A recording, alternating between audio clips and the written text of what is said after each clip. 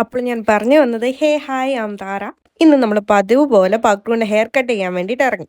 അത് കഴിഞ്ഞ് നേരെ പോയത് പക്രുവിന്റെ വീട്ടിലേക്കായിരുന്നു. അവിടെ ഒരുപാട് റംബൂട്ടാനും അതുപോലെ തന്നെ കോവയ്ക്കയും പടവലും അങ്ങനെയൊക്കെ കുറെ ഐറ്റംസ് ഉണ്ട്. എനിക്കിങ്ങനെ ഈ പച്ചപ്പും ആഘോഷവും ഒക്കെ കാണുന്ന ഒരുപാട് ഇഷ്ടമാണ്. എന്തോ ഇതിനെയൊക്കെ കാണുമ്പോൾ ഭയങ്കര സമാധാനം തോന്നും. നമ്മളുടെയൊക്കെ തിരക്കുകൾക്കിടയിൽ നിന്നും കുറച്ച് സമയമൊക്കെ നമുക്ക് ഈ പ്രകൃതിയിലേക്കൊക്കെ നോക്കാൻ കിട്ടുന്നതും വലിയ കാര്യം തന്നെയാണ്. ഇതെല്ലാം കണ്ടു കഴിഞ്ഞൊന്ന് ചുറ്റി അടിച്ചിട്ട് അവിടെ നിന്ന് ഇറങ്ങി. നമുക്കൊരു ഫ്രണ്ടിന്റെ വീട്ടിൽ പോകണമായിരുന്നു. അവിടെയും പോയിട്ട് വണ്ടി ചെറുതായിട്ടൊന്ന് പണി തന്നു. അതൊന്ന് ശരിയാക്കിയിട്ടാണ് പിന്നെ ഇറങ്ങിയത്. നമ്മുടെ ചാരുമൂട് അൽത്താഫിന്ന് ഒരു ജ്യൂസി മന്തിയും കഴിച്ചിട്ടുണ്ടായിരുന്നു. മന്തി എങ്ങനെ ഉണ്ടായിരുന്നു? നല്ല ടേസ്റ്റ് ആയിരുന്നു.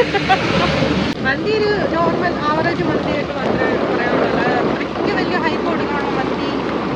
നോർമൽ ഒരു മന്തി. ഇതെല്ലാം കഴിഞ്ഞ് വഴിയരികിന്ന് പക്രുവിനുള്ള മീനും വാങ്ങിച്ചിട്ടാണ് നമ്മൾ അവിടെ നിന്ന് ഇറങ്ങിയത്. ഈ കുഞ്ഞു കുഞ്ഞു മീനുകളൊക്കെ ഇവന് വറക്കുമ്പോൾ ഭയങ്കര ഇഷ്ടമാണ് കഴിക്കാൻ. ഇത് വാങ്ങി ഇനി പക്രുവിന്റെ വീട്ടിൽ കൊടുത്തിട്ട് വേണം നമുക്ക് നേരെ എന്റെ വീട്ടിലേക്ക് പോവാൻ.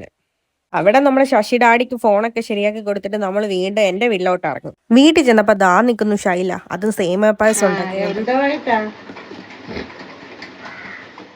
അടുത്ത സീൻ കിട്ടിയ ഓഫർ ലെറ്റർ നോക്കിയിരിക്കുന്ന പക്രു. ആള് കുറച്ച് എക്സൈറ്റഡ് ആണ് കണ്ടിട്ട്. കുവൈറ്റ് മാറി അടുത്ത രാജ്യം പിടിക്കേണ്ട അവസ്ഥയായി ഇപ്പൊ. അങ്ങനെയല്ല ചിക്കൻ പറ. അപ്പൊ ബൈ. എവിടെ വെച്ച് കാണാം? എവിടോട്ടാ പോകുന്നേ? അടുത്തതായിട്ട് നമ്മൾ പോകുന്നത് കുഞ്ഞിനെ വിളിക്കാൻ വേണ്ടിയിട്ടാണ്. അതായത് ദച്ചുട്ടന്. അവന് സ്കൂളുള്ളത് 3 മണി വരെയാണ്. അവന് സ്കൂളിൽ നിന്ന് എടുത്ത് വണ്ടിയെ കയറ്റിയുള്ള വീട്ടിലേക്കുള്ള പോക്കാണിത്. ആള് കുറച്ച് വികൃതിയാണ്.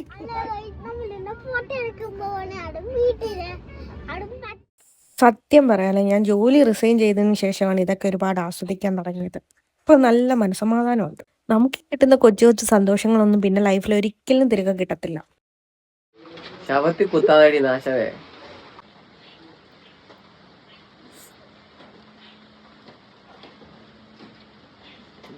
അങ്ങനെ പക്രുവിന് നമുക്ക് സ്കിൻ കെയർ ഒക്കെ ചെയ്ത് കൊടുക്കാം. പുള്ളി കുറച്ച് ബ്യൂട്ടി കോൺഷ്യസ് ആണ്.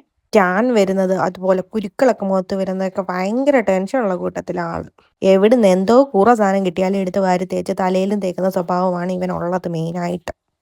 ഞങ്ങൾ രണ്ടുപേരും മാക്സിമം ഞങ്ങളുടെ ലൈഫൊക്കെ എൻജോയ് ചെയ്യുന്ന ആൾക്കാരാണ്. ഞങ്ങൾ ഒരിക്കലും നാളത്തെ പറ്റിയല്ല ആലോചിക്കുന്നത്. ഇന്ന് നമുക്ക് എന്തുണ്ട് എന്നതിലാണ് ഏറ്റവും വലിയ കാര്യം. എൻ്റെ കുടുംബമാണ് എൻ്റെ സന്തോഷം. ഒരുപാട് വഴക്കുകൾക്കിടയിലും ചെറിയ ചെറിയ സന്തോഷം നിറഞ്ഞതാണ് എൻ്റെ കുടുംബം.